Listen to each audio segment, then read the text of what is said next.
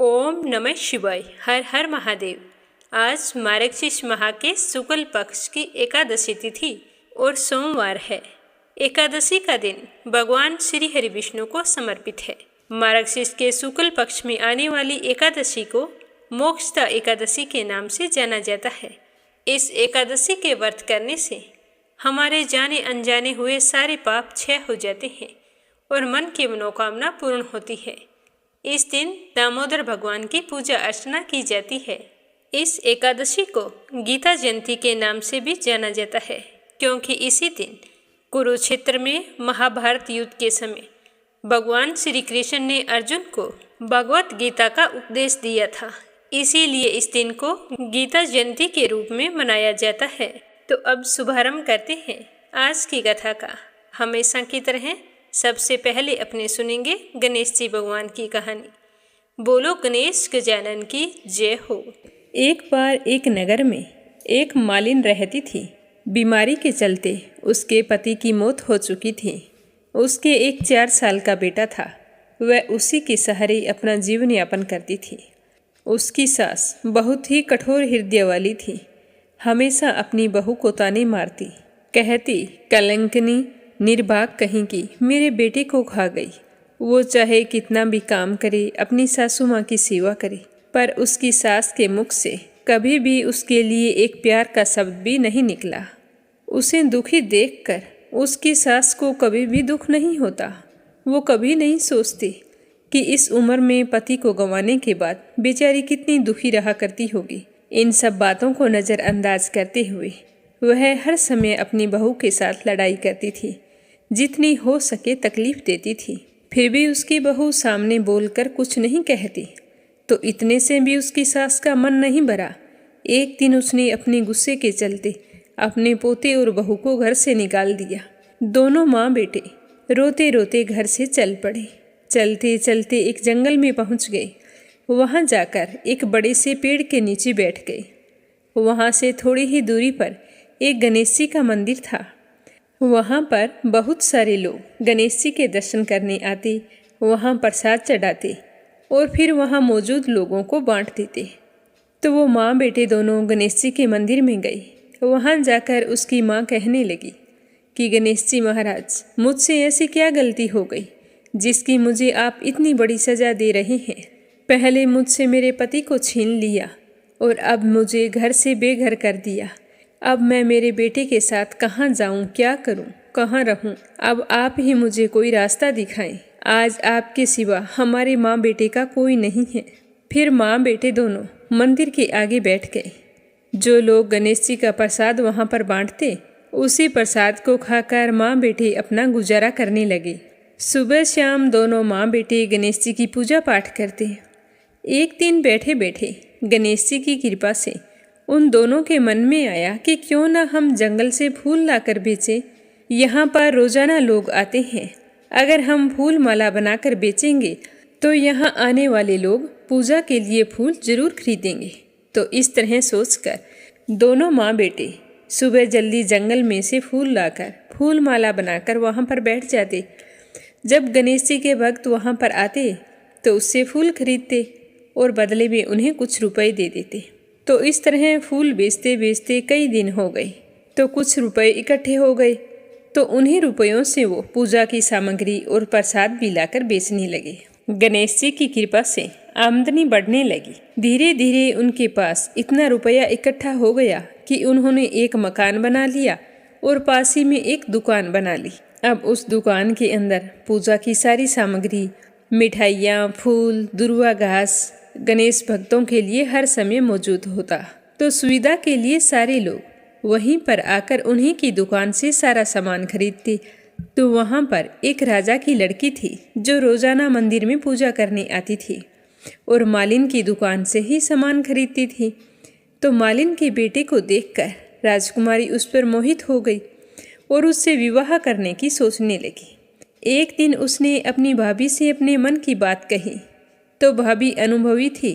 उसने कहा कि ननंद बाईसा, यह तो मालिन का बेटा है और तुम एक राजा की बेटी हो। अगर तुम्हारा विवाह इस मालिन के बेटे के साथ किया गया तो इससे हमारी बड़ी बदनामी होगी। पर राजकुमारी नहीं मानी तो उसकी भाभी ने राजकुमारी की माँ यानी कि अपनी सास से यह बात कही कि हमारी बेटी मालिन के बेटे से प्यार करती है और उसी से शादी करना चाहती है। तो उसकी माँ और पिताजी ने उसे बहुत समझाया, पर वो कहने लगी कि मैंने तो प्रतिज्ञा कर ली है, अगर मैं शादी करूँगी तो उसी से करूँगी, नहीं तो मैं शादी नहीं करूँगी। तो राजा कहने लगा कि बेटा, जब तुमने प्रतिज्ञा कर ली है तो मैं तुम्हारी प्रतिज्ञा को कभी नहीं तोड़ूंगा। तो राजा खुशी खुशी अपनी बेटी का विवाह करने के लिए तैयार हो गई और उन्होंने बड़े धूमधाम से अपनी बेटी का विवाह मालिन के बेटे के साथ कर दिया। मालिन ने सबसे पहले बेटे बहू को गणेश जी के मंदिर में ले जाकर पूजा पाठ करवाया और गणेश जी का आशीर्वाद दिलवाया। उसके बाद पूरे नगर में यह बात फैल गई कि गणेश जी की पूजा करने से सारे दुख दर्द दूर हो जाते हैं। ये माँ बेटे यहाँ पर आए थे तो बिल्कुल ही गरीब थे, इनके पास खाने के लिए अनाज और पहनने के लिए कपड़े भी नहीं थे। और देखो गणेश जी की कृपा से इनके पास कितना धन हो गया है। और आज इस लड़के की शादी राजकुमार की बेटी के साथ हो गई है। तो सारे गांव वाले उसी गणेश मंदिर पर पूजा करने के लिए आने लगे और उन्हीं की दुकान से सामान खरीदते। तो ऐसा करने से मालिन के बेटे का काम दिन दुगना रात चौगुना तरक्की करने लगा। और उधर जिस दिन से मालिन की सास ने उन माँ बेटे को घर से निकाला था, उसी दिन से उसके अन्नदाता रूठ गए थे। उसके घर में घाटा लगने लगा और सारा सामान बिक गया। धीरे धीरे वह समय भी आ गया जब उस बुढ़िया को एक समय का भोजन भी नसीब नहीं होता था। उसे भूखा मरता देखकर गांव के लोग उस पर बिल्कुल भी दया नहीं दिखाते थे। कहते थे कि अपनी बेचारी विधवा बहू को किस तरह से लड़ाई करके इसने घर से बाहर निकाल दिया है, तो अपनी करनी का फल भुगत रही है। वो तो बेचारी आज ना जाने कहाँ होगी। पहले तो भगवान ने उससे उसका पति छीन लिया और फिर एकमात्र घर का सहारा था जो इस बुढ़िया ने छीन लिया। तो यह सुनकर बुढ़िया को अपने किए पर बहुत ही पछतावा होता और गांव वालों की बेरुखी देखकर एक दिन वो रोती बिलखती गांव छोड़कर निकल गई और चलते चलते उसी जंगल में पहुंच गई जहां गणेश जी का मंदिर था। वहां पहुंचकर मालिन के बेटे से कहने लगी कि बेटा, मैं तो कई दिनों से भूखी हूँ, मुझे 2 वक्त की रोटी दे दिया करो, इसके बदले में मैं तुम्हारा सारा काम कर दूंगी। तो लड़के को दया आ गई और उसने उसे काम पर रख लिया। उसने अपने दादी को नहीं पहचाना और उसने उस बुढ़िया को भोजन करवाया। फिर बुढ़िया काम पर लग गई। जैसे ही शाम हुई तो मालिन घर आई। उसने अपनी सास को देखते ही पहचान लिया और कहने लगी कि सासू माँ, आप यहाँ कैसे? तो सास ने पोते की तरफ इशारा करके कहा कि मेरी इस सेठ के यहाँ नौकरी लग गई है। तो उसकी बहू कहने लगी कि सासू माँ, आप ये कैसी बातें कर रही हो?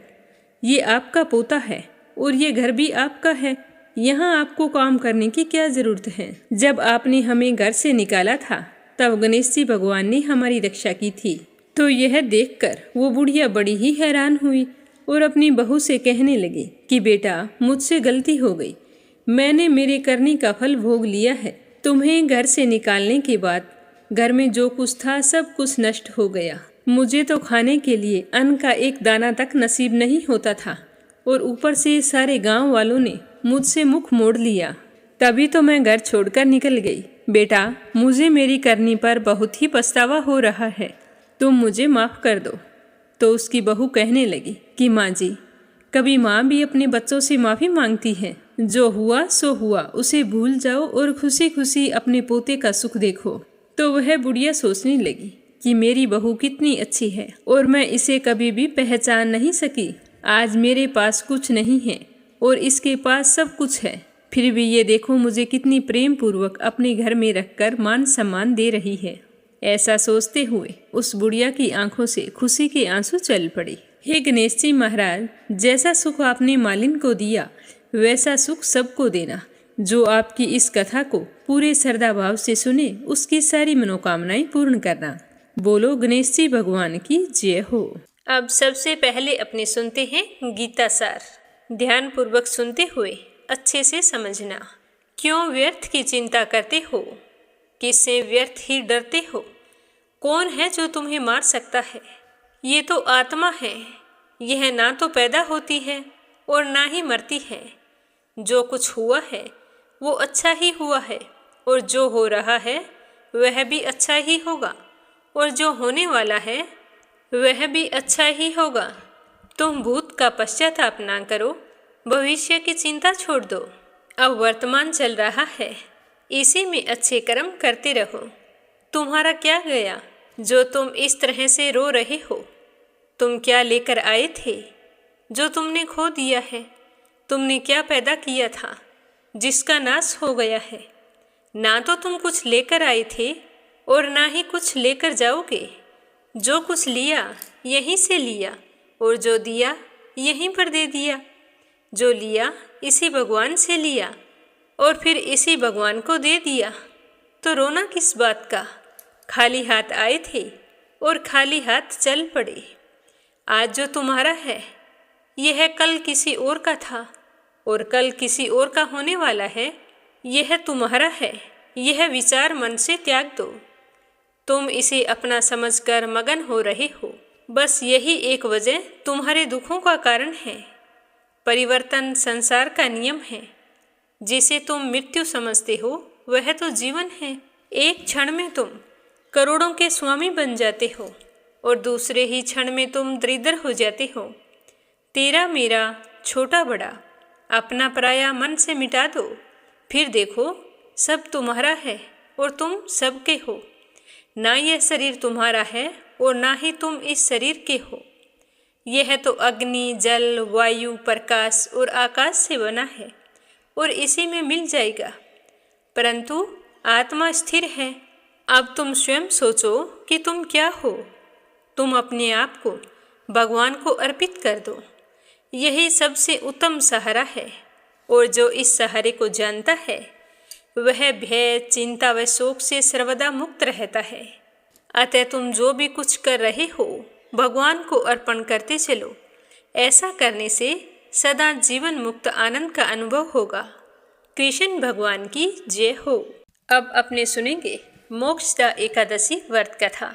एक बार धर्मराज युधिष्ठिर ने भगवान श्री कृष्ण से कहा कि हे भगवान, आप तीनों लोकों के स्वामी, सबको सुख देने वाले और जगत के पति हैं।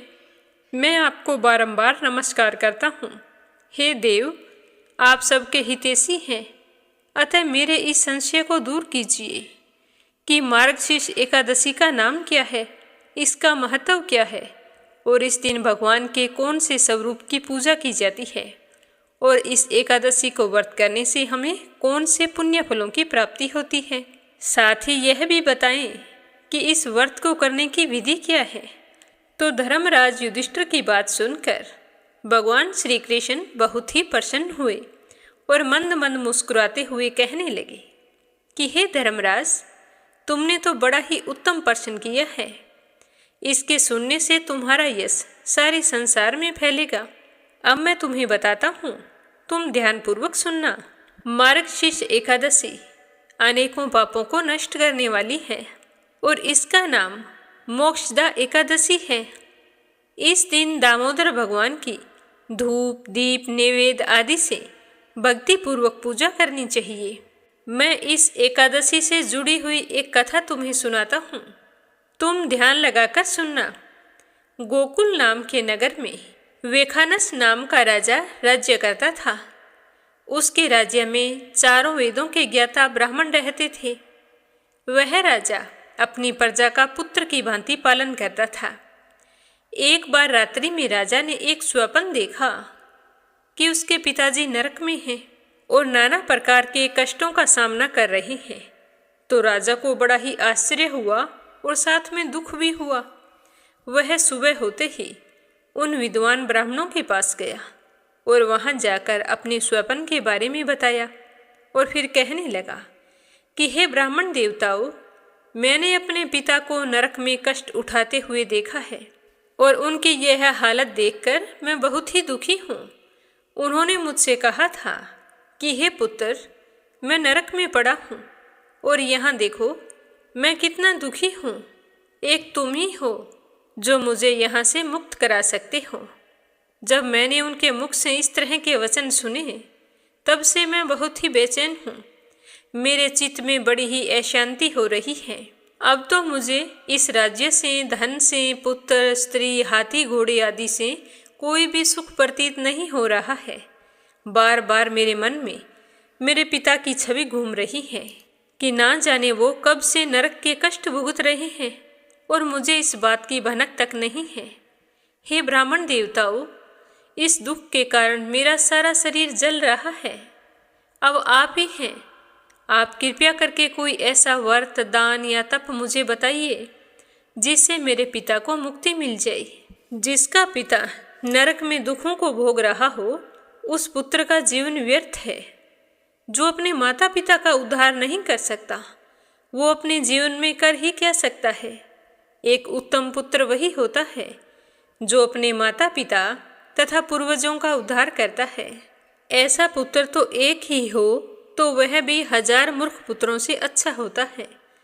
जैसे एक चंद्रमा सारे जगत में प्रकाश कर देता है, परंतु हजारों तारे मिलकर भी उतना प्रकाश नहीं कर सकते। हे ब्राह्मण देवताओं, मुझे कोई उपाय बताओ। तो राजा की बात सुनकर ब्राह्मण कहने लगे कि हे राजन, यहाँ पास ही भूत, भविष्य, वर्तमान के ज्ञाता पर्वत ऋषि का आश्रम है। आप उनके पास जाइए। एक वही हैं जो आपकी इस समस्या का हल बता सकते हैं। तो ब्राह्मणों की बात सुनकर राजा मुनि के आश्रम पर गए। उस आश्रम में अनेक शांत चित्त योगी और मुनि तपस्या कर रहे थे। उसी जगह पर्वत मुनि भी बैठे थे। तो राजा ने मुनि को साष्टांग प्रणाम किया। तो मुनि ने राजा को आशीर्वाद देते हुए कहा कि आपके राज्य में सब कुशल मंगल तो है ना। तो मुनि की बात सुनकर राजा ने कहा कि हे महाराज, आपकी कृपा से मेरे राज्य में सब कुछ कुशल मंगल है, लेकिन अचानक से मेरे चित्त में अत्यंत बेचैनी हो रही है। मन बहुत ही अशांत है। तो राजा के ऐसा कहते ही पर्वत मुनि ने अपनी आंखें बंद की और ध्यान लगाकर देखने लगे। कुछ देर बाद आंख खोलकर कहने लगे कि हे राजन, मैंने योग बल के द्वारा पता लगा लिया है कि तुम्हारी अशांति का क्या कारण है। तुम्हारा मन इतना व्याकुल और बेचैन क्यों है? क्योंकि तुम्हारे पिताजी नरक में नाना प्रकार के कष्टों को भुगत रहे हैं, लेकिन ये तो उनके पापों की सजा है। उन्होंने अपने पूर्व जन्म में कामातुर होकर एक पत्नी को रति दी, किंतु सोत के कहने पर दूसरी पत्नी को ऋतुदान मांगने पर भी नहीं दिया। उसी पाप कर्म के कारण तुम्हारे पिता को नरक में जाना पड़ा है। तब राजा ने हाथ जोड़कर कहा कि हे मुनिवर, इसका कोई उपाय तो होगा। तो मुनि ने कहा कि हाँ राजन, इसका उपाय यही है कि आप मार्गशीर्ष माह के शुक्ल पक्ष में आने वाली एकादशी का उपवास करें, और यह उपवास एकादशी के सारे नियमों का पालन करते हुए करना है। और फिर दूसरे दिन द्वादशी को ब्राह्मणों को भोजन करवाकर अपने उपवास का पुण्य फल संकल्प करके अपने पिता के लिए अर्पित कर देना है। इस व्रत के प्रभाव से आपके पिता को नरक से मुक्ति मिल जाएगी।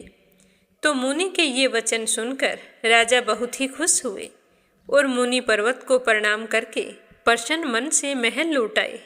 और जिस तरह मुनि ने बताया था, अपने कुटुंब सहित मार्गशीर्ष माह में जब मोक्षदा एकादशी आई तो पूरे विधि विधान से व्रत किया और फिर इस उपवास का पुण्य उसने अपने पिता को अर्पण कर दिया। तो इस व्रत के प्रभाव से उसके पिता को मुक्ति मिल गई। और जब वे स्वर्ग में जा रहे थे तब वे अपने पुत्र से कहने लगे कि हे पुत्र, तेरा कल्याण हो जो तुमने मेरा नरक से उद्धार किया है। इस तरह कहते हुए स्वर्ग लोक को चले गए। तो राजा भी यह सब कुछ देखकर बहुत ही प्रसन्न हुए और मन ही मन पर्वत मुनि का धन्यवाद करने लगे, क्योंकि उन्हीं के बताने पर राजा ने मार्गशीर्ष एकादशी का व्रत किया था। तो इस तरह बताते हुए श्री कृष्ण भगवान कहने लगे कि हे युधिष्ठिर, जो भी व्यक्ति मार्गशीर्ष मास के शुक्ल पक्ष में आने वाली मोक्षदा एकादशी का व्रत करते हैं, उनके समस्त पाप नष्ट हो जाते हैं। इस व्रत से बढ़कर मोक्ष देने वाला और कोई व्रत नहीं है। जो भी व्रत रखकर इस कथा को पढ़ता है, सुनता है या सुनाता है, उसे वाजपेयी यज्ञों का फल प्राप्त होता है। यह व्रत मोक्ष देने वाला तथा चिंतामणि के समान सब कामनाओं को पूर्ण करने वाला है। तो श्री कृष्ण भगवान के मुखारबिंद से इस तरह के वचन सुनकर महाराज युधिष्ठिर बहुत ही प्रसन्न हुए और फिर हाथ जोड़कर भगवान का धन्यवाद करने लगे। बोलो श्री हरि विष्णु भगवान की जय हो। भगवान भोले शंकर की कथा। तो प्रेम से कहिए भोले शंकर की जय हो। एक बार अर्जुन जब शिवजी की तपस्या करने के लिए चले गए तो पीछे से पांडव चिंतित और दुखी रहने लगे। तो उस समय व्यास जी उनके पास आए। उन्होंने पांडवों को अनेकों कथाएं सुनाई और पांडवों को बताया कि मनुष्य को बहुत सी विपत्तियों का सामना करना पड़ता है। राजा नल को तुमसे भी अधिक विपत्तियों का सामना करना पड़ा था। मनुष्य बाल्यकाल से लेकर मरने तक आपत्तियों का ही सामना करता रहता है। अतः इनसे छुटकारा पाने के लिए शिवजी की आराधना ही सर्वश्रेष्ठ होती है। अर्जुन के तप से जो तेज उत्पन्न हुआ उसके कारण सभी जीवधारी दुखी होने लगे। तो उस समय देवराज इंद्र ने ब्राह्मण का वेश धारण किया और अर्जुन के पास आए। उन्होंने अर्जुन से पूछा कि तुम यह तपस्या क्यों कर रहे हो? क्या तुम राज्य प्राप्त करने के लिए तप कर रहे हो? तो अर्जुन ने कहा कि मैं यह तप व्यास जी के कहे अनुसार कर रहा हूँ। तो यह सुनकर इंद्र अपने वास्तविक रूप में आ गए और अर्जुन से कहने लगे कि तुम्हें शिवजी की पार्थिव विधान से पूजा करनी चाहिए। तब अर्जुन ऋषियों की तरह एक पैर के तलवे पर खड़े होकर सूर्य की तरफ दृष्टि करके मंत्र जपने लगे। निर्बाध गति से ओम नमः शिवाय मंत्र का जाप करने लगे। अर्जुन के इस तप से देवता भी हैरान हो गए। उसी समय मुक नामक दैत्य जो दुर्योधन द्वारा भेजा गया था वह भगवान शंकर का रूप धारण करके अर्जुन के पास आया। वह अपने वेग से पर्वतों को नष्ट करता हुआ चल रहा था। उसे देखकर अर्जुन ने सोचा कि कहीं यह दुश्मनों द्वारा भेजा गया कोई दुष्ट तो नहीं है, क्योंकि जिसे देखने पर मन व्याकुल हो जाए वही दुश्मन होता है। इसका आचरण भी इसकी दुष्टता को प्रकट कर रहा है। तब इस प्रकार विचार करके अर्जुन ने उस मायावी शंकर पर बाण चला दिया। तभी अर्जुन की परीक्षा लेने के लिए स्वयं शिवजी किरात का रूप धारण करके वहां पर पहुंच गए। साथ में उनके गण भी थे। तो भगवान भोले शंकर किरात का रूप धारण किए, कंधे पर तरकस धारण किए हुए अपने गणों के साथ भीलों के राजा बने हुए थे और वे भीलों से तरह तरह की बातें कर रहे थे। और इस तरह बातें करते हुए वे सूकर का पीछा करने लगे। वह सूकर पर्वताकार रूप वाला बन गया। अर्जुन के बाण के साथ साथ किरात बने शिवजी ने भी सूकर पर बाण चला दिया। शिवजी का चलाया हुआ बाण सूकर की पूंछ में और अर्जुन का चलाया हुआ बाण उसको पार करके पृथ्वी में समा गया और सूकर की मौत हो गई। देवता लोग बड़े ही प्रसन्न हुए तथा पुष्पों की वर्षा करने लगे। मरते समय दुष्ट ने अपना रूप प्रकट किया, जिससे अर्जुन ने सोच लिया कि यह दुष्ट व्यक्ति था जो मुझे मारने के लिए आया था। तभी शिवजी ने अपने भक्त को भेजकर सूकर में लगे हुए अपने बाण को मंगवाया। अर्जुन भी अपना बाण लेने के लिए वहां पर पहुंच गए। बाणों को लेकर दोनों में विवाद होने लगा। अर्जुन ने अपना बाण ले लिया तो शिवजी के गण ने अर्जुन से कहा कि ये दोनों बाण हमारे हैं, अतः ये हमें दे दो। यह कहते हुए शिवजी के गण कहने लगे कि तुम तो झूठे तपस्वी हो। यदि यह बाण तुम्हारा है तो तुम मुझे इसका फल दिखाओ, मैं इसे पहचान लूँगा। तो अर्जुन ने कहा कि बाण के फल पर मेरा नाम अंकित है। अब तुझे क्या, तेरे स्वामी को ही दिखाऊंगा। तेरे साथ मेरा युद्ध शोभा नहीं देता। तुम्हारे स्वामी को बुलाओ, मैं उनके साथ युद्ध करूंगा। तो इसके बाद किरात बने शिवजी अपनी सेना लेकर अर्जुन के पास युद्ध करने के लिए पहुंच गए। अर्जुन भी धनुष बाण लेकर युद्ध करने को तैयार था। भगवान शंकर ने अपने गण को भेजकर अर्जुन से कहलवाया कि हे तपस्वी, कि तुम बाण को छोड़कर चले जाओ। एक छोटे से बाण के लिए युद्ध करने के लिए उतावले क्यों हो रहे हो? जब ये बात शिवजी के गण ने आकर अर्जुन से कही तो अर्जुन ने उससे कहा कि तुम भीलराज किरात से जाकर कह दो कि यदि मैं ऐसा करूँगा तो मैं कुल कलंकी कहलाऊंगा। युद्ध तो मैं अवश्य करूँगा, भला कहीं सिंह भी भेड़िए से भयभीत होता है। तो यह सुनकर किरात रूपी भगवान शिव अर्जुन के बहुत निकट तक पहुँच गए। इसके बाद अर्जुन ने शिवजी का स्मरण करके युद्ध करना शुरू कर दिया। भीलराज किरात ने भी अपने पैने बाणों से अर्जुन को पीड़ा पहुंचानी शुरू कर दी। अर्जुन की मार काट से गण भागने लगे।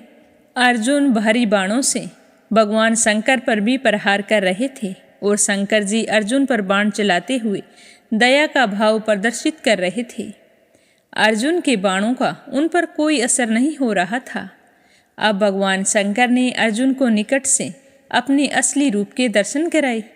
इससे अर्जुन लज्जित होकर भगवान शंकर के चरणों में लोटपोट हो गई और पश्चाताप करते हुए कहने लगे कि हे त्रिलोकीनाथ, मुझसे ये क्या हो गया? मैंने आपसे युद्ध किया। हे दया के सागर, मेरा अपराध क्षमा करो। मैं तो अज्ञानी हूँ, मूर्ख हूँ, मुझे इसके बारे में कुछ भी पता नहीं है। तो भगवान शंकर अर्जुन की बात सुनकर कहने लगे कि तुम खेद मत करो, तुम तो मेरे सबसे बड़े भक्त हो। मैं तो तुम्हारी परीक्षा ले रहा था। सो हे अर्जुन, तुम शोक का परित्याग कर दे और जो भी तुम्हारी इच्छा है मुझसे वरदान मांग। तो यह सुनकर अर्जुन ने हाथ जोड़कर मस्तक झुकाकर भगवान भोले शंकर की स्तुति करने लगा कि हे दीनानाथ, हे भोलेनाथ, अगर आप मुझ पर सचमुच प्रसन्न हैं और मुझे वरदान देना चाहते हैं तो मुझे यह वरदान दीजिए कि मैं दुश्मनों पर विजय प्राप्त करूं। इस तरह कहकर अर्जुन भगवान शिवजी के चरणों में वंदना करने लगा। तब भगवान शंकर ने अपना दुर्गम पाशुपात अस्त्र अर्जुन को देकर कहा कि इससे तुम्हारी युद्ध में विजय होगी। इसके साथ ही मैं श्री कृष्ण से तुम्हारी सहायता करने के लिए कह दूंगा और उनकी सहायता के द्वारा ही तुम निष्कंटक राज्य करोगे। इतना कहकर अर्जुन के सिर पर आशीर्वाद का हाथ फेरकर भगवान भोले शंकर अंतर्ध्यान हो गए।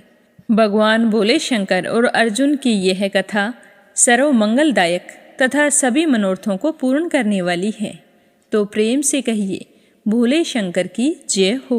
श्रीमद् भागवत गीता का 12वां अध्याय और उसका महात्म्य तो श्रद्धा भाव से सुनते रहिए। बोलो श्री कृष्ण भगवान की जय हो। अर्जुन ने पूछा कि इस प्रकार जो भक्त सदैव योग मुक्त होकर आपकी उपासना विधि पूर्वक करते हैं और जो व्यक्ति पर ब्रह्मा को मेरे विषय में मन लगाकर परम श्रद्धा पूर्वक मुझको बसते हैं वे उत्तम योगी हैं, मैं यह जानता हूँ। परंतु जो इंद्रियों को संयम करके सर्वत्र समदृष्टि रखने वाले सब प्राणियों के हित में लगे हुए एकत्नी, अव्यक्त, सर्वव्यापी, अचिंतनीय, निर्विकार, अचल ध्रुव व अक्षर का भजन करते हैं वे भी मुझे ही प्राप्त होते हैं। अव्यक्त में जिनका चित्त आसक्त है वह अधिक कष्ट पाते हैं, क्योंकि अव्यक्त गति को प्राणी कष्ट से पाते हैं। हे पार्थ, जो प्राणी अपने सब कर्मों को मेरे अर्पण करके मेरी शरण में आकर अनन्य भक्ति से मेरा ध्यान करते हैं और पूछते हैं, उन शरण में आए हुए भक्तों का मैं थोड़े ही समय में मृत्यु संसार सागर से उद्धार कर देता हूँ। मुझी में मन रखो और मुझ में ही बुद्धि रखो, तब तुम मुझी में निवास करोगे, इसमें कोई संदेह नहीं है। हे धनंजय, यदि इस प्रकार तुम मुझ में अपने चित्त को करने में समर्थ ना हो तो भी योग द्वारा हमें पाने का बारंबार यत्न करो। यदि अभ्यास ना कर सको तो मेरे उद्देश्य से व्रत आदि ही करो। मेरे लिए तुम कर्म तो करो, तुम्हें मुक्ति प्राप्त अवश्य होगी। यदि ऐसा भी नहीं कर सको तो मन को रोककर अनन्य भाव से मेरी शरण में आओ और फल की आशा छोड़कर कर्म करो, क्योंकि अभ्यास से ज्ञान उत्तम है, ज्ञान से ध्यान श्रेष्ठ है और ध्यान से कर्मों के फल का त्यागना श्रेष्ठ है। त्याग से शांति प्राप्त होती है। जो किसी से द्वेष नहीं करता, सबका मित्र है, दयाधारी है, ममता और अहंकार जिसमें नहीं है, सुख दुख को जो समान समझता है क्षमावान है, संतोषी है, स्थिर चित्त इंद्रियों को वश में रखता है, दृढ़ निश्चयवान है, मुझ में अपना मन और बुद्धि लगाए हुए है। ऐसा मेरा भक्त मुझको अत्यंत प्रिय है, जिसमें न लोगों का व्यय है, जो न लोगों से डरता है। ऐसा जो हर्ष, ईर्ष्या, दुष्टों से भय और विषाद से रहित है, वो मेरा प्रिय है। जो कुछ मिले उसी में संतुष्ट, पवित्र पक्ष, निष्पाप, दुख रहित, फल की आशा त्याग कर कर्म करने वाला, ऐसा जो मेरा भक्त है, वो मुझे अत्यंत प्रिय है। जो लाभ से प्रसन्न ना हो, किसी से द्वेष ना करे, इष्ट पदार्थ के नष्ट होने से दुखी ना हो, किसी वस्तु की इच्छा ना करे, अशुभ तथा शुभ दोनों का त्यागी भक्त ही मेरा परम प्रिय है। जिसको शत्रु और मित्र, मान और अपमान, सर्दी और गर्मी, सुख और दुख समान है, और जो वासना से रहित है, जो निंदा को स्तुति के समान समझता है, मौन रहने वाला, जो मिले उसी में संतोष करने वाला, जो यह नहीं समझता कि यह घर मेरा है, यह घर तेरा है, जो भक्तिमान है वही मेरा प्यारा है। पर जो मुझ में श्रद्धा करके मुझे मानकर इस अमृत के समान कल्याणकारक धर्म का आचरण मेरे उपदेश अनुसार करते हैं, वे मुझको अत्यंत प्रिय होते हैं। तो ये था 12वां अध्याय। अब अपने सुनेंगे इसका महात्म्य। श्री विष्णु भगवान बोले कि हे लक्ष्मी, अब मैं तुम्हें गीता जी के 12वें अध्याय का महात्म्य सुनाता हूँ। ध्यानपूर्वक सुनना। दक्षिण देश में एक सुखानंद नाम का एक राजा रहता था, जिसके नगर में एक अमंत नाम का लपंट भी रहता था। एक गणिका से उसकी प्रीति थी। वह दोनों एक देवी के मंदिर में जाकर मदिरा पान किया करते थे, मांस खाते थे, भोग भोगते थे। जब कोई पूछते कि तुम यहाँ पर क्या करते हो, तो झूठ बोल देते कि हम यहाँ रहते हैं, देवी की सेवा करते हैं। तो उसी मंदिर में एक ब्राह्मण देवी की सेवा करता था। एक दिन उस ब्राह्मण ने देवी की स्तुति की। देवी प्रसन्न हुई और कहने लगी कि वर मांग, जो मांगेगा वही दूंगी। तो उसने संतान का सुख मांगा, धन मांगा। तो देवी ने कहा, जो तुमने मांगा है वो तुम्हें अवश्य मिलेगा, पर एक बात कर, पहले इन दोनों का उद्धार कर ले। तब ब्राह्मण ने नारायण जी का तप किया और भगवान जी प्रसन्न हुए। श्री नारायण जी गरुड़ पर सवार होकर आए और कहा कि तेरी कामना क्या है। तो ब्राह्मण ने पूछा कि दोनों का उद्धार कैसे होगा। तो नारायण जी ने कहा कि हे ब्राह्मण, तुम इन दोनों को गीता जी के 12वें अध्याय का पाठ सुनाओ तो इनका उद्धार हो जाएगा। तब उस विपर ने भगवान की स्तुति कर धन्य किया और फिर दोनों गणिका और लंपट को बैठाकर गीता जी के 12वें अध्याय का पाठ सुनाया। पाठ सुनते ही उन दोनों की देह छूट गई। दोनों ने देवदेही पाई और दोनों बैकुंठ लोक को गए। बैकुंठ में गए देखकर देवी बड़ी ही प्रसन्न हुई। विपर से कहा कि हे पंडित, आज से मेरा नाम वैष्णवी हुआ। इस पाठ को सुनकर ऐसे अधर्मी तर गए, इस नगरी का राज्य तुझको दिया जाता है। इतना कहकर अंतर्ध्यान हो गई। वह विपर घर गया। वहाँ के राजा के कोई संतान नहीं थी, तो राजा ने उस विपर को बुलाया। राज्य देकर खुद तपस्या करने के लिए चला गया। वन में विरक्त होकर रहा और विपर राज्य करने लगा।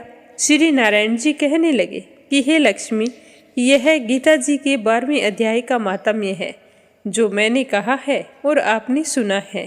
13वां अध्याय और उसका महात्म्य। श्री कृष्ण जी अर्जुन से कहने लगे कि हे कुंती पुत्र, यह शरीर क्षेत्र कहलाता है।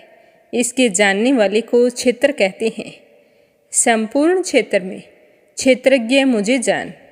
क्षेत्र और क्षेत्रज्ञ का जो ज्ञान है, मेरे मत से वही ज्ञान है।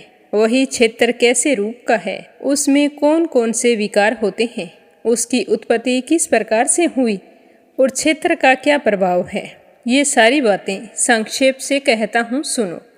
अनेक ऋषियों ने अनेक प्रकार के छंदों में इसको बताया है। वेदों ने पृथक पृथक इसका वर्णन किया है और हेतु वाले ब्रह्मसूत्र पदों करके भी यह ज्ञान निश्चय किया गया है। पंच महाभूत, अहंकार, बुद्धि, अव्यक्त प्रकृति, 10 इंद्रियों, मन तथा 500 इंद्रियों के विषय तथा इच्छा, द्वेष, सुख दुख, संघात, चेतना, धृति, इनके समूह संक्षेप में क्षेत्र और क्षेत्रज्ञ के यही विकार हैं। मान और पाखंड से रहित, अहिंसा, सहनशीलता, सरल, गुरु की सेवा, पवित्रता, अपने मन का संयम, इंद्रियों के विषय से विरक्त, अहंकार रहित और जन्म, मृत्यु, बुढ़ापा, रोग, दुख आदि दोषों को देखना, पुत्र, स्त्री, ग्रह इत्यादि में आसक्ति न करना और इनमें अपने को सुखी दुखी न मानना, इष्ट अनिष्ट की प्राप्ति में हर्ष विषाद रहना, अनन्य भाव से मेरी अनन्य भक्ति, एकांत में रहना, जन समूह में रहने से विराग, सदा स्मरण करना कि मैं परम परमात्मा का ही अंश हूँ, ज्ञान प्राप्ति के उद्देश्य से मोक्ष को सबसे श्रेष्ठ मानना, इसे ही ज्ञान कहते हैं। इससे जो भिन्न है वह अज्ञान है।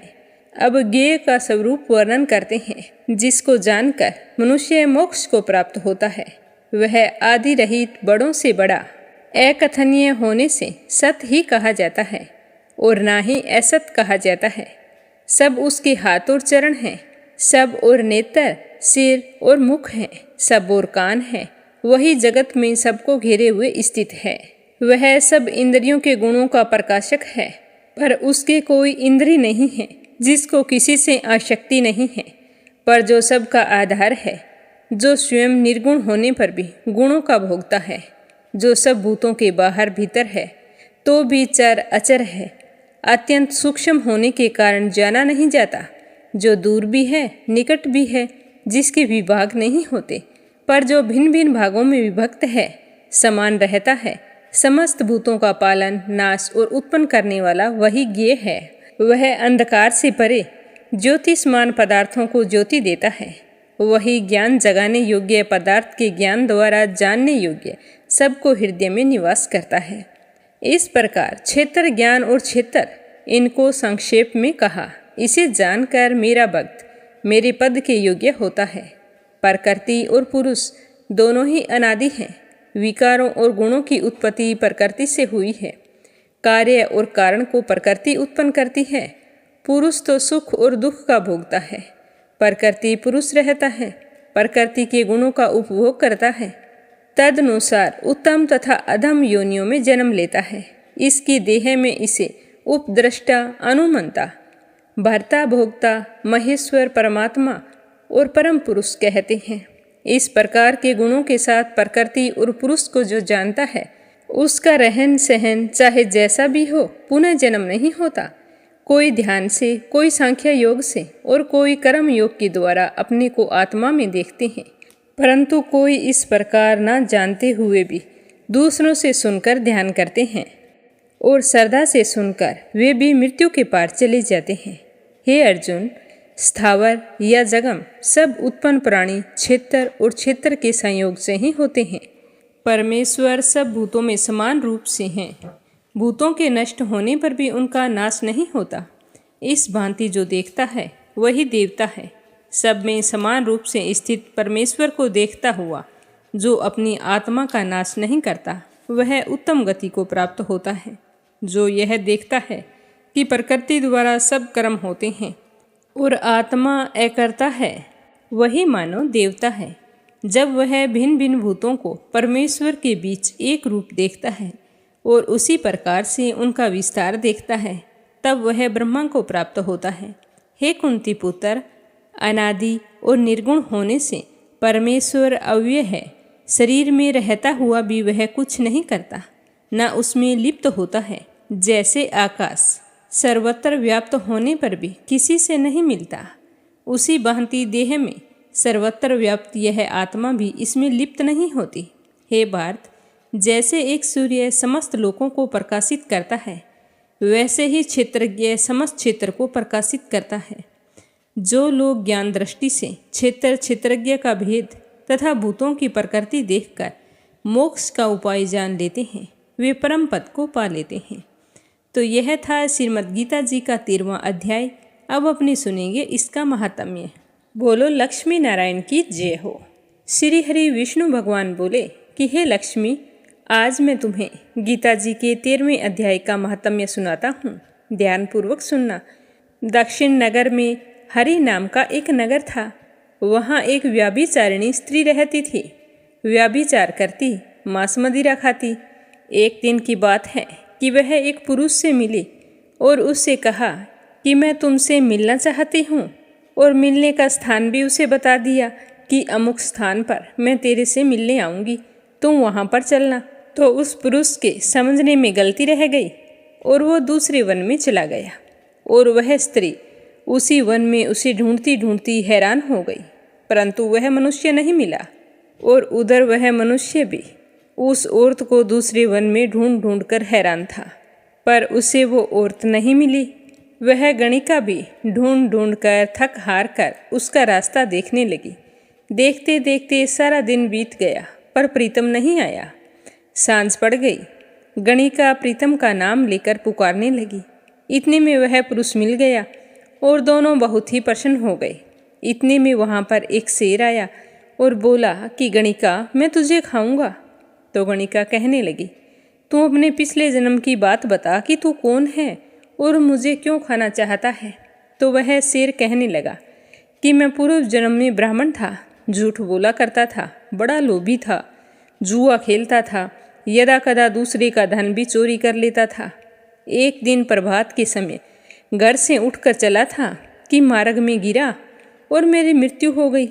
देह छूट गई और यमों ने मुझे पकड़ लिया। यम मुझे पकड़कर धर्मराज के पास ले गई। देखते ही धर्मराज ने हुक्म दिया कि इस ब्राह्मण को सिंह का जन्म दे दो, और मुझे यह देह मिल गई। और हुक्म भी दिया था कि जो प्राणी पापी दुराचार करने वाले हो उसी को तुम खाया कर। जो साधु वैष्णव हरि भक्त हो उसके पास कभी मत जाना। तो हे गणिका, मुझे धर्मराज की आज्ञा है, जिसकी आज्ञा से मैं सिंह की योनि में आया हूँ उसका कहना तो मैं मानूंगा। तुम व्याभिचारिणी गणिका पापिन है, इसीलिए मैं तुझे खाऊंगा। इतना कहकर उस शेर ने गणिका को खा लिया। तब यम धर्मराज के पास उस गणिका को लेकर गए तो धर्मराज ने हुक्म दिया कि इसको चंडाली का जन्म दे दो। तो श्री नारायण जी कहते हैं कि लक्ष्मी उसने गणिका की देह त्यागी और चंडाली की देह पाई। कई दिन पीछे वो नर्मदा नदी के तट पर चल रही थी, तो उसने वहाँ देखा कि एक साधु गीता जी के 13वें अध्याय का पाठ करता है। तो उसने भी वहाँ बैठकर उस अध्याय को श्रद्धा भाव से सुना। तो उसको सुनते ही चंडाली के प्राण छूट गए और देवदेही पाई। आकाश से विमान आई, उस पर बैठकर वो बैकुंठ को चली। तो साधु ने पूछा कि अरे तुम कहाँ चली? तुमने ऐसे कौन से पुण्य किए थे जिसके करने से आज तुम बैकुंठ को चली है? तो चंडाली कहने लगी कि हे संत जी, आपको धन्यवाद है। आपके इस पाठ को सुनकर मैं तो देवलोक को चली हूँ। तब पार्षदों से कहा कि कोई ऐसा यत्न करो कि जिस सिंह ने मुझे पूर्व जन्म में गणिका के रूप में खाया था उसे भी साथ ले चलते हैं। तब साधु से प्रार्थना करने लगी कि हे संत जी, गीता जी के एक श्लोक के पाठ का फल उसके निमित्त दे दो, जिससे उस शेर का भी उद्धार हो जाए। तब उस संत ने गीता जी के पाठ का फल उस शेर को दे दिया, तो उसकी देह छूट गई। दोनों ने देवदेही पाई और विमान पर चढ़कर बैकुंठवासी हुए और परम धाम को प्राप्त हुए। तब श्री नारायण जी ने कहा कि हे लक्ष्मी, यह 13वें अध्याय का महात्म्य है। जो भी श्रद्धा भाव से पढ़ता है, मन में पूरी प्रीति होती है, उसका फल तो कहा ही नहीं जा सकता, और अनजानवश कोई पढ़ ले या सुन ले तो परम धाम को प्राप्त होता है। तो यह था गीता जी का 13वां अध्याय और उसका महात्म्य। अब अपने सुनते हैं भागवत कथा का आगे का अध्याय। प्रेम भाव से सुनते रहिए। बोलो श्री हरि विष्णु भगवान के अनंत स्वरूपों की जय हो। उद्धव जी कहते हैं कि इसके बाद श्री कृष्ण अपने माता पिता देवकी और वसुदेव को सुख पहुंचाने की इच्छा से बलदेव जी के साथ मथुरा आ गए, और वहां आकर उन्होंने शत्रु समुदाय के स्वामी कंस को ऊंचे सिंहासन से नीचे पटक कर तथा उसके प्राण लेकर उसकी लाश को बड़े जोर से पृथ्वी पर घसीटा। सांदीपनी मुनि के द्वारा एक बार उच्चारण किए हुए सांगोपांग वेद का अध्ययन करके दक्षिणा स्वरूप उनके मरे हुए पुत्र को पंचजन नामक राक्षस के पेट से यमपुरी से वापस लाकर दे दिया था। और भीष्मक नंद ने रुक्मिणी के सौंदर्य से अथवा रुक्मी के बुलाने से जो शिशुपाल और उसके सहायक वहां आए थे, उनके सिर पर पैर रखकर गांधर्व विधि द्वारा विवाह करने के लिए अपनी नित्य संगिनी रुक्मिणी को वैसे ही हरण करके ले आए थे जैसे गरुड़ अमृत कलश को ले आए थे, और स्वयंवर में 7 दिन बिना नथे हुए बेलों को नाथ कर नागन जीती सत्या से विवाह किया था। इस प्रकार मान भंग हो जाने पर मूर्ख राजाओं ने शस्त्र उठाकर राजकुमारी को छीनना चाहा था। तब भगवान श्री कृष्ण ने स्वयं बिना घायल हुए अपने शस्त्रों से उन सबको मार डाला था। और एक बार तो भगवान श्री कृष्ण पुरुषों की सी लीला करते हुए अपनी प्राण प्रिया सत्यभामा को प्रसन्न करने की इच्छा से उनके लिए स्वर्ग से कल्प वृक्ष उखाड़ कर लाए थे। उस समय इंद्र ने क्रोध से अंधे होकर अपने सैनिकों सहित उन पर आक्रमण कर दिया था। और एक बार जब अपने विशाल डील डोल से आकाश को भी ढक देने वाले अपने पुत्र भौमासुर को भगवान के हाथों मरा हुआ देखकर पृथ्वी ने जब उनसे प्रार्थना की, तब उन्होंने भौमासुर के पुत्र भगवत को उसका बचा हुआ राज्य देकर उसके अंतःपुर में प्रवेश किया था। वहाँ भौमासुर द्वारा हर कर लाई हुई बहुत सारी राजकन्याएं थी। वे दीन बंधु श्री कृष्ण को देखते ही वहाँ पर खड़ी हो गई और फिर सबने महान हर्ष, लज्जा एवं प्रेम पूर्ण चितवन से तत्काल ही भगवान को पति रूप में वरण कर लिया था। तब भगवान ने अपने निजी शक्ति योग माया से उन ललनाओं के अनुरूप उतने ही रूप धारण कर लिए थे और फिर उन सब के लिए अलग अलग महल बनवाए और उन महलों में एक ही मुहूर्त में पूरे विधि विधान से उन सब के साथ पाणी ग्रहण किया था। तो इस तरह भगवान श्री कृष्ण ने अपनी लीला का विस्तार करते हुए अनेकों रूप धारण किए और फिर प्रत्येक के गर्भ से अपने समान गुणों वाले 10-10 पुत्र उत्पन्न किए थे। जब काल यवन, जरासंध और सालवदी ने अपनी सेनाओं से मथुरा और द्वारिकापुरी को घेरा था, तब भगवान ने निज जनों को अपनी अलौकिक शक्ति देकर उन्हें स्वयं मरवाया था। संबर, द्विविद, बाणासुर, मुर, बलवल तथा दंतवक्तर आदि अन्य योद्धाओं में से किसी को उन्होंने स्वयं मारा था और किसी को दूसरे से मरवाया था।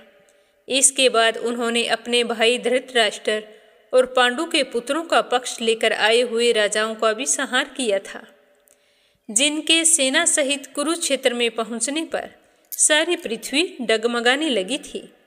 कर्ण, दुशासन और शकुनी की खोटी सलाह से जिसकी आयु और श्री दोनों ही नष्ट हो चुकी थी, तथा भीमसेन की गदा से जिनकी जांग टूट चुकी थी, उस दुर्योधन को अपने साथियों सहित पृथ्वी पर पड़ा देखकर उन्हें प्रसन्नता नहीं हुई थी। उस समय वे सोचने लगे कि यदि द्रोण, भीष्म, अर्जुन और भीमसेन के द्वारा इस 18 अक्षौहिणी सेना का विपुल संहार भी हो गया, तो इससे पृथ्वी का कितना भार हल्का हुआ। अभी तो मेरे अंश रूप प्रद्युम्न आदि के बल से बढ़े हुए यादवों का दुस्सह दल बना हुआ है, तो उनका भी कुछ करना ही होगा। जब ये मधुपान से मतवाले होकर लाल लाल आंखें करके आपस में क्रोधित होकर लड़ने लगेंगे, तब इनका नाश हो जाएगा। इसे नाश करने का इसके सिवा और दूसरा कोई उपाय नहीं है। और फिर मेरे संकल्प करने पर ये स्वयं ही यहाँ से अंतर्ध्यान हो जाएंगे। इस तरह सोचते हुए श्री कृष्ण ने युधिष्ठिर को अपनी पैतृक राजगद्दी पर बैठाया और अपने सभी सगे संबंधियों को सत्पुरुषों का मार्ग दिखाकर आनंदित किया। उत्तरा के उदर में जो अभिमन्यु ने पूर्व वंश का बीज स्थापित किया था, वह भी अश्वत्थामा के ब्रह्मास्त्र से नष्ट हो चुका था, लेकिन भगवान ने उसे बचा लिया था। उन्होंने धर्मराज युधिष्ठिर से 3 अश्वमेघ यज्ञ भी करवाए थे। वे भी श्री कृष्ण के अनुगामी होकर अपने छोटे भाइयों की सहायता से पृथ्वी की रक्षा करते हुए बड़े आनंद पूर्वक रहने लगे थे।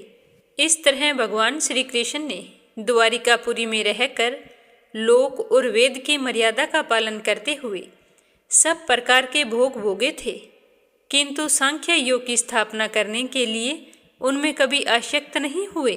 मधुर मुस्कान, स्नेहमयी चितवन, सुधामयी वाणी, निर्मल चरित्र तथा समस्त शोभा और सुंदरता के निवास अपने श्री विग्रह से लोक परलोक और विशेष रूप से यादवों को आनंदित किया और रात्रि में अपनी प्रियाओं के साथ क्षणिक अनुराग युक्त होकर समय समय पर उनके साथ विहार किया। इस तरह उन्हें भी भरपूर सुख दिया। इसी तरह भगवान बहुत वर्षों तक विहार करते करते उन्हें गृहस्थ आश्रम संबंधी भोग सामग्रियों से वैराग्य हो आया। ये भोग सामग्रियां ईश्वर के अधीन हैं और जीव भी उसी के अधीन हैं। जब योगेश्वर भगवान श्री कृष्ण को ही उनसे वैराग्य हो गया, तब भक्ति योग के द्वारा उनका अनुगमन करने वाला भगत तो उन पर विश्वास ही कैसे करेगा। एक बार द्वारिकापुरी में खेलते हुए यदुवंशी और भोजवंशी बालकों ने खेल खेल में कुछ मुनीश्वरों को चिढ़ा दिया और उन्होंने क्रोधित होकर उन्हें श्राप दे दिया, क्योंकि भगवान को यही अभिष्ट था। इसके कुछ ही महीने बाद भावी वश वृष्णि, भोज और अंधकवंशी यादव बड़े हर्ष से रथों पर चढ़कर प्रभास क्षेत्र को गए। वहां स्नान करके उन्होंने उस तीर्थ के जल से पितर, देवता और ऋषियों का तर्पण किया और ब्राह्मणों को श्रेष्ठ गौएं दान में दी। उन्होंने सोना, चांदी, सैया, वस्त्र, मृगचर्म, कंबल, पालकी, हाथी, रथ, कन्याएं और ऐसी भूमि जिससे उनकी जीविका चल सके, नाना प्रकार के अन्न भी भगवान को अर्पण करके ब्राह्मणों को दे दिए। उसके बाद गौ और ब्राह्मणों के लिए ही प्राण धारण करने वाले उन वीरों ने पृथ्वी पर अपना सिर टेक कर उन्हें प्रणाम किया और फिर ब्राह्मणों की आज्ञा पाकर यादवों ने भोजन किया और वारुणी मदिरा पी। उसको पीने से उनका ज्ञान नष्ट हो गया और वे एक दूसरे को अपशब्द कहने लगे, जो कि एक दूसरे के हृदय को चोट पहुंचाने वाले थे। अब मदिरा के नशे से उनकी बुद्धि इतनी बिगड़ गई कि वे आपस में लड़ने लगे, पहले जुबान से, फिर हाथापाई करने लगे। उसी प्रकार सूर्यास्त होते होते उन सब में मार काट होने लगी। भगवान अपनी माया की उस विचित्र गति को देखकर सरस्वती के जल से आचमन करके एक वृक्ष के नीचे बैठ गए। इससे पहले ही शरणागतों का दुख दूर करने वाले भगवान श्री कृष्ण ने अपने कुल का संहार करने की इच्छा होने पर मुझसे कह दिया था कि तुम बद्री का आश्रम चले जाओ। हे विदुर जी, उस समय मैं उनका आशय समझ गया था, तो भी स्वामी के चरणों का वियोग सहन न करने के कारण मैं भी उनके पीछे पीछे प्रभास क्षेत्र में पहुंच गया। वहां जाकर मैंने देखा कि जो सबके आश्रय हैं, किंतु जिनका कोई और आश्रय नहीं है, वे प्रियतम प्रभु शोभाधाम श्याम सुंदर सरस्वती के तट पर अकेले ही बैठे हैं। उनका शरीर दिव्य, विशुद्ध, सतौम्य और अत्यंत सुंदर था। शांति से भरी रत्नारी आंखें, उनकी 4 भुजाएं और रेशमी पीतांबर देखकर मैंने उनको दूर से ही पहचान लिया था। वे एक पीपल के छोटे से वृक्ष का सहारा लेकर बाईं जांघ पर दायां चरण कमल रखकर बैठे थे। भोजन पान का त्याग कर देने पर भी वे आनंद से प्रफुल्लित हो रहे थे।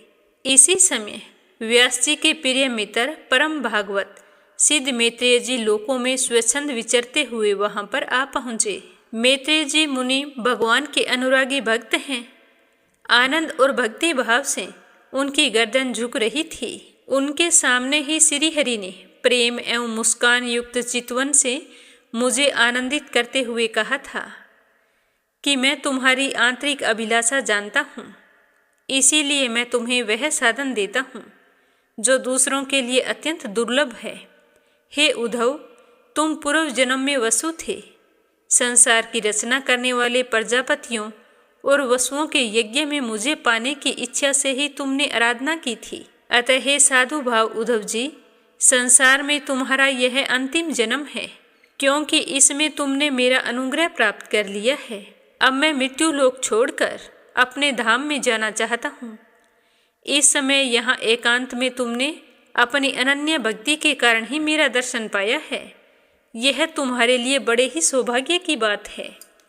पूर्व काल के आरंभ में मैंने नाभि कमल पर बैठे हुए ब्रह्मा को अपनी महिमा के प्रकट करने वाले जिस श्रेष्ठ ज्ञान का उपदेश दिया था और जिसे विद्वान पुरुष भागवत कहते हैं, आज मैं तुम्हें वही सुनाता हूँ। हे विदुर जी, मुझ पर तो प्रतिक्षण उन परम पुरुष की कृपा बरसा करती थी। इस समय उनके इस प्रकार आदरपूर्वक कहने से बहुत ही स्नेहवश मुझ में रोमांच हो आया। मेरी वाणी गदगद हो उठी और मेरी आंखों से आंसुओं की धारा बहने लगी। और फिर उद्धव जी ने भगवान से क्या कहा, यह अपने सुनेंगे कल के अध्याय में। नित्य नियम से सुनते रहिए। प्रेम भाव से सुनने के लिए आप सभी का बहुत बहुत धन्यवाद। बोलो श्री हरि विष्णु भगवान की जय हो। बोलो तुलसी माता की जय हो। गांव की सारी औरतें तुलसी जी को जल सींचने जाया करती थी, तो उनके साथ एक बूढ़ी औरत भी जाती थी। जब वो गांव की औरतें जल सींचती तो बूढ़ी औरत वहाँ पर बैठी रहती। जब वो सारी की सारी जल सींचकर घर आ जाती तो बूढ़ी माई खड़ी होकर तुलसी माता से कहती कि हे तुलसी माता, सत की दाता, मैं बिड़ला सींचती हूँ तेरा, तू करना निधार मेरा। हे तुलसी माता, मुझे बहू दे, पीताम्बर की धोती दे, मीठा मीठा घास दे, बैकुंठा का बास दे, चटक की चाल दे, पटक की मोत दे, चंदन का सा काट दे, रानी का सा राज दे, दाल भात का भोजन दे, 11 की मोत दे, कृष्ण जी का कांधा दे। तो जब यह तुलसी माता सुनती तो सोचती कि इसे सब कुछ दे दूंगी, लेकिन भगवान श्री कृष्ण का कांधा कहाँ से दूंगी। तो इस तरह सोचते सोचते तुलसी माता तो सूखने लगी। एक दिन भगवान ने पूछा कि तुलसी, तुम सूख क्यों रही हो। तो तुलसी माता कहने लगी कि एक बुढ़िया रोज यहाँ पर आती है और मुझे कहती है कि हे तुलसी माता, सतगी दाता, मैं बिड़ला सिंचा तेरा, तू कर निधार मेरा। मुझे बहू दे, पीताम्बर की धोती दे, मीठा मीठा घास दे, बैकुंठा में बास दे, चटक की चाल दे, पटक की मोत दे, चंदन का काट दे, रानी सा राज दे, दाल भात का भोजन दे, 11 की मोत दे, कृष्ण जी का कांधा दे। तब आप ही मुझे बताओ कि मैं उसे सब कुछ दे दूंगी, लेकिन कृष्ण का कांधा कहाँ से लाऊंगी। तो तुलसी की बात सुनकर भगवान कहने लगे कि वो चिंता तुम छोड़ दो, तुम हरी भरी हो जाओ। जब वो मरेगी तो मैं अपने आप कांधा देने आ जाऊंगा। तो यह सुनकर तुलसी माता बहुत ही खुश हुई और फिर से हरी भरी हो गई। कुछ समय बाद एकादशी के दिन बुढ़िया मर गई तो गांव के सारे लोग इकट्ठे हो गए। जब बुढ़िया माई को ले जाने लगे तो वह किसी से भी उठाई नहीं जा रही थी। गांव वाले कहने लगे कि यह तो बड़े नियम धर्म वाली थी, कभी भी किसी का इसने बुरा नहीं किया, तो आज ना जाने कौन से पाप कर्म आड़े आ रहे हैं जो ये किसी से भी उठाई नहीं जा रही। अब इसका अंतिम संस्कार कैसे करेंगे। इसी तरह सोच रहे थे कि तभी एक 12 वर्ष का बालक वहाँ आया। वो कहने लगा कि मुझे इस बुढ़िया के कान में कुछ कहना है, तो ये बुढ़िया माई हल्की हो जाएगी। तो उस बालक की बात सुनकर गांव वाले कहने लगे कि बेटा, यह बुढ़िया माई मर चुकी है, अब इसके कान में कहने से कोई फायदा नहीं है। तो वह बालक बोला कि मुझे एक बार इसके कान में कहने की इजाज़त दें। तभी वहाँ पर एक बुजुर्ग आदमी बैठा था। वो कहने लगा कि इस बच्चे को भी मन के निकाल लेने दो, बच्चों में भगवान होता है। तो वह बालक बुढ़िया माई के पास पहुँचा और जाकर कान में कहने लगा कि बुढ़िया माई, मन के निकाल ले, पीताम्बर की धोती ले, मीठा मीठा घास ले, बैकुंठा का बास ले, चटक की चाल ले, पटक की मोत ले, कृष्ण जी का कांधा ले। तो यह सुनते ही बुढ़िया माई हल्की हो गई। तो गांव वालों ने और श्री कृष्ण भगवान ने बुढ़िया माई को कांधा दिया। इस प्रकार तुलसी माता की पूजा करने से बुढ़िया माई को मुक्ति मिल गई। हे तुलसी माता, सतगी दाता, जो भी आपकी पूजा श्रद्धा भाव से करे उसके सारे मनोरथ पूर्ण करना। जैसे आपने बुढ़िया माई को मुक्ति दी, उसी तरह जो भी आपकी पूजा करे वह अपने जीवन के सारे सुखों का भोग करता हुआ अंत में बैकुंठ धाम को प्राप्त हो, ऐसा आशीर्वाद देना। बोलो तुलसी माता की जय हो। अब अपने सुनते हैं लपसी और तपसी की कहानी। बोलो लपसी तपसी की जय हो। बहुत पुराने समय की बात है। एक गांव में एक ब्राह्मण परिवार रहा करता था। उसमें पति पत्नी के अलावा उनके 2 बच्चे थे। एक बेटा था, एक बेटी थी। ब्राह्मण दंपति बहुत ही सरल स्वभाव के थे। समय मिलने पर प्रभु का स्मरण किया करते थे। उनकी बेटी बहुत ही संस्कारी और सुशील थी, लेकिन उनका बेटा आवारा किस्म का था। वह कोई काम धाम नहीं करता और ना ही कभी अपने माँ बाप का कहना मानता था। समय के साथ दोनों बहन भाई बड़े हो गए। बहन की शादी कर दी गई, पर भाई का वही हाल था। उसके माँ बाप ने उसे समझाया कि बेटा, अब हम वृद्ध हो चले हैं, तुम कोई काम किया करो, लेकिन उस पर उनकी बातों का कोई असर नहीं होता था। तो एक दिन ब्राह्मणी अपने पति से कहने लगी कि स्वामी, आप बिल्कुल काम छोड़ दीजिए। जब घर में कुछ भी नहीं होगा तो यह अपनी जिम्मेदारी समझेगा और काम पर लग जाएगा। तो ब्राह्मण ने दूसरे दिन से काम पर जाना छोड़ दिया। तो यह देखकर उनके बेटे ने कोई काम नहीं किया और चोरी करने चला गया। आते जाते राहगीरों को लूट लेता और उसी से अपने घर का गुजारा किया करता था। तो उसकी लूटने और चोरी करने की आदत से सारे गांव वाले उसे लपसी कहने लगे। तो लपसी की इस हरकत से उसके माँ बाप बहुत ही दुखी रहते थे, पर वह किसी की सुनने के लिए तैयार नहीं था। इसी तरह समय बीतता गया। एक दिन की बात है कि लपसी एक पीपल के पेड़ पर बैठा था। तभी शिव पार्वती जा रहे थे। पार्वती माता गहनों से लदी हुई थी। तो लपसी उन्हें देखकर सोचने लगा कि सूरत के कितने गहने हैं, आज ये सारे के सारे लूट लूँगा तो मुझे कई महीनों तक चोरी नहीं करनी पड़ेगी। तो वह लूटने के इरादे से पीपल की ओट में होकर बैठ गया। जैसे ही शिव पार्वती वहाँ से जाने लगे तो लपसी एकदम से शिव पार्वती के सामने आकर कहने लगा कि जल्दी से जितने सारे गहने पहन रखे हैं उतार दो। तो पार्वती माता कहने लगी कि तुम चोरी क्यों करती हो, तुम्हें पता है चोरी करना पाप है। तो लपसी कहने लगा कि क्या करूं, घर पर मेरे माँ बाप हैं, मेरी एक भांजी है, उनके लिए दोनों समय भोजन की व्यवस्था कहाँ से करूं, मुझे कोई काम तो आता नहीं है। तो लपसी की बात सुनकर पार्वती माता कहने लगी कि तुम जो चोरी करके पाप करते हो, इस पाप का भागी कौन बनेगा। तो लपसी कहने लगा कि मेरे घर वाले सारे बनेंगे। तो पार्वती माता कहने लगी कि कोई नहीं बनेगा, पाप के भागी केवल तुम बनोगे। तो लपसी कहने लगा कि मैं लूट खोस कर उन्हीं के लिए लेकर जाता हूँ, तो पाप के भागी तो उन्हें बनना ही पड़ेगा। तो लपसी की बात सुनकर पार्वती माता ने हंसकर कहा कि हम यहीं पर बैठे हैं और तुम अपने घर जाओ, अपने घर वालों से पूछो कि कोई तुम्हारे पाप का भागी बनेगा क्या। तो यह सुनकर लपसी भागा भागा अपने घर आया और अपनी माँ के पास गया और कहने लगा कि माँ, मैं चोरी करके लाता हूँ, राह चलते राहगीरों को लूटता हूँ, तुम्हारे लिए ही तो करता हूँ। तो तुम मुझे एक बात बताओ, चोरी करने से जो पाप लगता है तो आप मेरे पाप के भागी बनोगे। तो लपसी की बात सुनकर उसकी माँ कहने लगी कि बेटा, मैंने तो तुमसे नहीं कहा कि तुम चोरी करके लाओ, तुम कमा कर लाओ, हमें तो 2 वक्त की रोटी चाहिए, मैं तो तुम्हारी पाप की भागी नहीं बनूंगी। तो माँ के मुंह से इस तरह की बात सुनकर लपसी तो हैरान हो गया। फिर वह अपने पिताजी के पास गया और जाकर कहने लगा कि पिताजी, मैं जो कुछ भी लूट खोस के लाता हूँ वो आपके लिए ही तो लाता हूँ। देखो मैंने लूट कर कितना धन इकट्ठा कर लिया है, कितने ऐशो आराम हैं तुम्हारे। अगर मैं चोरी नहीं करता तो क्या ये सब हमें मिलता।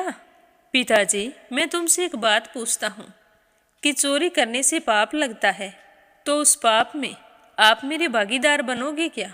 तो लपसी की बात सुनकर उसके पिताजी कहने लगे कि बेटा, मैंने नहीं कहा कि तुम चोरी करके लाओ, तुम कमा कर लाओ, मैं तुम्हारे पाप का भागी नहीं बनूंगा। तो माँ बाप के मुंह से इस तरह की बात सुनकर वह बहुत ही उदास हुआ और सोचने लगा कि मैं कितने महीनों से चोरी कर रहा हूँ, ना जाने मुझ पर कितना पाप चढ़ गया है, और ये तो बोल रहे हैं कि पाप के भागी हम नहीं बनेंगे, तो अब क्या होगा। तो वह बड़े ही दुखी मन से शिव पार्वती से मिलने के लिए चल पड़ा। जैसे ही घर से बाहर निकलने लगा तो उसकी छोटी सी भांजी दरवाजे पर खेल रही थी। उसे पता नहीं था कि पाप पुण्य क्या होता है। तो वो कहने लगी कि मामा, पाप की भागी मैं बनूंगी। तो उसके इस तरह कहते ही लपसी ने उसे गोद में उठाया और चल पड़ा। शिवजी भगवान और पार्वती माता के पास जाकर कहने लगा कि घर वालों ने पाप का भागी बनने से मना कर दिया है और एक यही है जो पाप की भागी बनने को तैयार है। फिर लपसी बड़े ही दीन स्वर में कहने लगा कि हे भगवान, मैं समझ गया हूँ कि चोरी करना पाप है। आज तक जो मैंने काम किया वो बहुत ही गलत था, लेकिन अब मैं इसका प्रायश्चित करना चाहता हूँ। अब तुम ही बताओ, मुझे मेरे पापों से मुक्ति कैसे मिलेगी? तो उसकी बात सुनकर शिव पार्वती बहुत ही खुश हुए और लपसी को कच्चे सूत का एक छोटा सा गोला देते हुए कहा कि लपसी, ये सूत लो और इस पीपल के चारों ओर परिक्रमा लगाओ। जब यह सूत समाप्त हो जाएगा तब तुम्हारे सारे पाप नष्ट हो जाएंगे। तो यह सुनकर लपसी बहुत ही खुश हुआ। सोचने लगा कि छोटा सा गोला है, अभी लपेटकर घर चला जाऊंगा, उसके बाद में कभी कोई पाप नहीं करूंगा।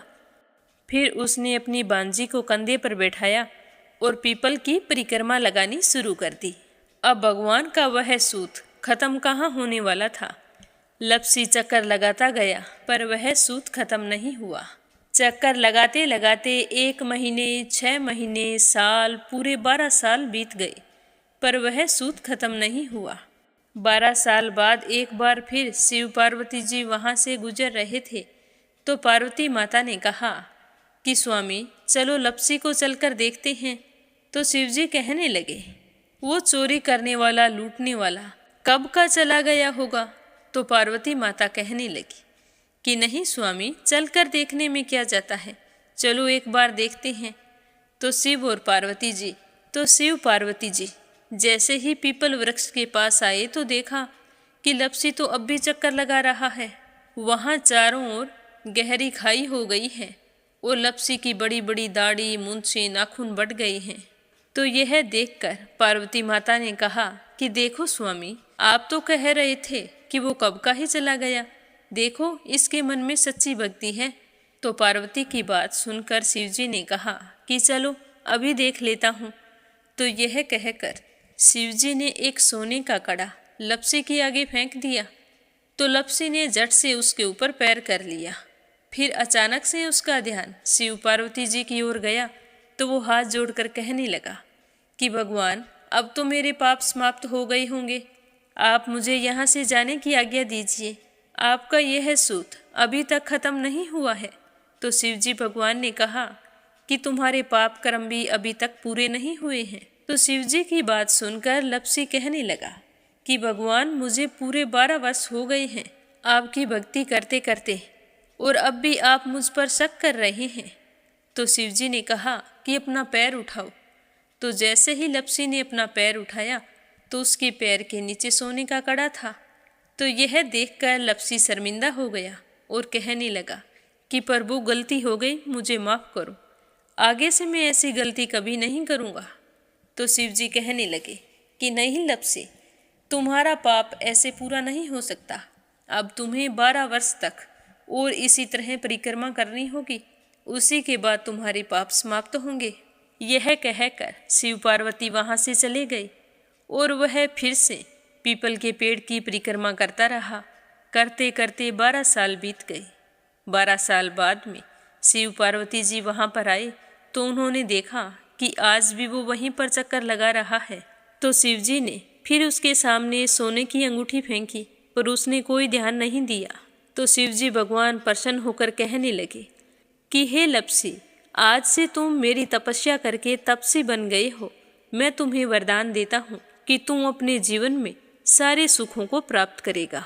और तूने 24 बरस तक मेरी भक्ति की है, इसका फल भी तुझे अवश्य मिलेगा। जो भी औरत गाय और कुत्ते की रोटी नहीं बनाएगी, उसका पुण्य फल तुम्हें मिलेगा। आंगन लीप कर दहलीज नहीं लीपेगी तो उसका पुण्य फल भी तुझे ही मिलेगा। अगर हमारे घर की बहन बेटी को हम सूट, तीवल या साड़ी भेंट स्वरूप देते हैं तो साथ में मोली का धागा और कुछ रुपये नहीं देंगे तो उसका पुण्य फल भी तुम्हें ही मिलेगा। अगर कोई दिए से दिया जलाएगा तो उसका पुण्य फल भी तुम्हें ही मिलेगा। अगर व्रत और पूजा पाठ में सारी कहानी सुन ले और तुम्हारी कहानी ना सुने तो उसका पुण्य फल भी तुम्हें ही मिलेगा। कहा जाता है कि तभी से सुबह पहली रोटी गाय की और सुबह की अंतिम रोटी छोटी बनाई जाती है और शाम को अंतिम रोटी बड़ी बनाई जाती है जो कुत्ते की होती है। और दिए से दिया भी नहीं जलाया जाता और घर की बहन बेटियों को सूट और तीवल के साथ भेंट स्वरूप कुछ रुपए भी जरूर दिए जाते हैं। और उसी दिन से हर व्रत कथा के बाद में लपसी तपसी की कहानी जरूर सुनी जाती है और कथा समाप्त होने पर कहा जाता है कि लपसी का फल लपसी को मिले, तपसी का फल तपसी को मिले। हमारी पूजा पाठ का, हमारे व्रत का और हमारी कहानी का पुण्य फल हमें मिले। बोलो लपसी तपसी की जय हो। तो ये थी लपसी और तपसी की कहानी। लपसी तपसी दो भाई नहीं थे। लपसी और तपसी एक ही आदमी का नाम था। लूट कर लाता था, इसीलिए उसे लपसी के नाम से पुकारते थे और फिर भगवान की तपस्या करने के कारण उसे तपसी के नाम से जाना जाने लगा। बोलो लपसी तपसी की जय हो। अब सुनेंगे कथा सुनने वाले प्यारे श्रोताओं के नाम जो नित्य नियम से इस चैनल पर प्रस्तुत कथाओं को सुनते हैं। आज का पहला कमेंट है संजय, सोनिया, हिताक्षी, दीपेश, मयंक हरियाणा से और दूसरा है प्रिया, रणवीर देसवाल, पवनी देसवाल, वरदान देसवाल मेरठ से और तीसरा है अपराजिता, मीना श्रीवास्तव नेपाल से, शीला सिन्हा, मीरा श्रीवास्तव, ममता श्रीवास्तव, माला छम्मा जौनपुर से, प्रोमिला रानी, विश्वास, सुधीर, राजेश, संजय कनाडा से, आरती खैरावर अगरखर से, संहिता शामली से, श्रीमती यशोदा उड़ीसा से, श्रीमती शर्मा अलीगढ़ से, शिवराज हीरो सोआ शर्मा पोखरा से, आशा शर्मा विष्णु, ज्योति अंशु भीलवाड़ा से, कमला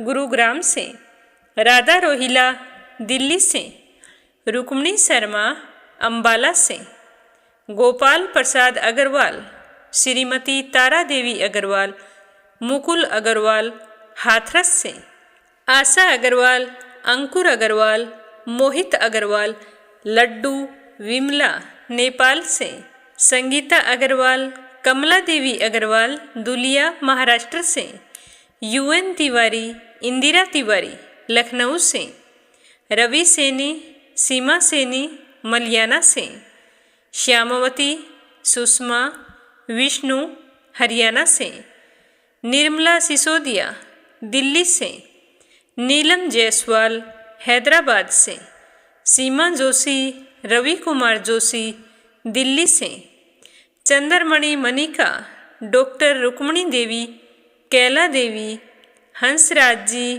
पवन कुमार जी, संजीव कुमार जी, रंजन, मान्या, याम्या दिल्ली से, श्वेता, स्वीटी, रितेश, रितु, लक्ष्मी, गुरुचरण साहू ओडिशा से, सुनीता पवार, कृषु पवार मध्य प्रदेश से, परमेश्वरी रघुवीर सिंह दिल्ली से, मोनिका नागर तिगांव से, सरला रानी करणपुर से, श्रीचंद यादव गया बिहार से, पवित्रा पांडे, गौरव पांडे, गंतव्य पांडे नेपाल से, सरोज अग्रवाल जबलपुर से, बीना, देविका, कनिका वाशने अलीगढ़ से, अनिल चतुर्वेदी, कल्पना चतुर्वेदी, धीरज चतुर्वेदी, श्रीमती अमिता चतुर्वेदी, मिधिर चतुर्वेदी,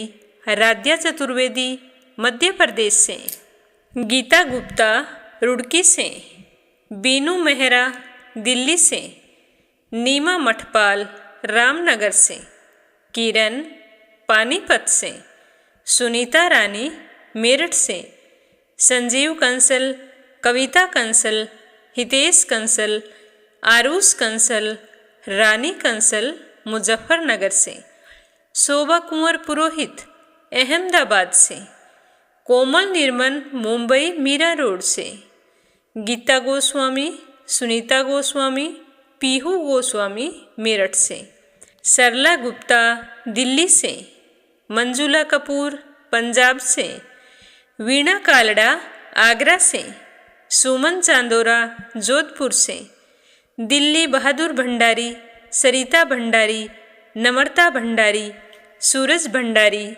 नेपाल से, गीता मिश्रा मुंबई से, मंजू चौधरी भीलवाड़ा से, अशोक कुमार जी भटनागर भोपाल मध्य प्रदेश से, अरुण यादव, अनीता यादव, आर्यन यादव, सुनील यादव, रुद्र यादव दिल्ली से, सुदेश शर्मा, बीके शर्मा लुधियाना से, नंदा पांडुरंग पुजारी ब्रह्मपुरी महाराष्ट्र से, कमलेश भल्ला जम्मू से, अनीता अमृतसर से, सावित्री ईश्वर लाल रामचंदानी गाजियाबाद से, शांता भेन वाघेला गुजरात के मंडल से, देवी सिंह, कार्तिक, पायल, सौम्या, उमा रघुवंशी गजबा सौदा से, संगीता नागर तिगांव से, पूजा पाठक उत्तराखंड देहरादून कोशानी से, संतोष देवी बिहार से, कमलेश भल्ला जम्मू से, शशि वर्मा, अंजलि वर्मा, कर्ण वर्मा पंजाब से, विमला कलका से, संजना राजपूत अहमदाबाद से, जयश्री पवार, गोरखनाथ पवार, आरना, शीतल, विश्वजीत पवार महाराष्ट्र से, पुष्पा चंदर बेंगलुरु से, निकिता सेजवानी, करण सेजवानी, विशाल सेजवानी, पवन सेजवानी, पायल सेजवानी, रूबी सेजवानी अहमदाबाद से, शिल्पा तिवारी कानपुर से, स्मिता सीताराम गायकवाड़ महाराष्ट्र से, पुष्पा चंदर बेंगलुरु से। आप सभी श्रोताओं का बहुत बहुत धन्यवाद। हमेशा इसी तरह अपना सहयोग बनाए रखें। सारे विष्णु भक्तों को मोक्षदा एकादशी और गीता जयंती की हार्दिक शुभकामनाएं। भगवान श्री हरि का आशीर्वाद आप पर हमेशा बना रहे। ओम नमः शिवाय। हर हर महादेव।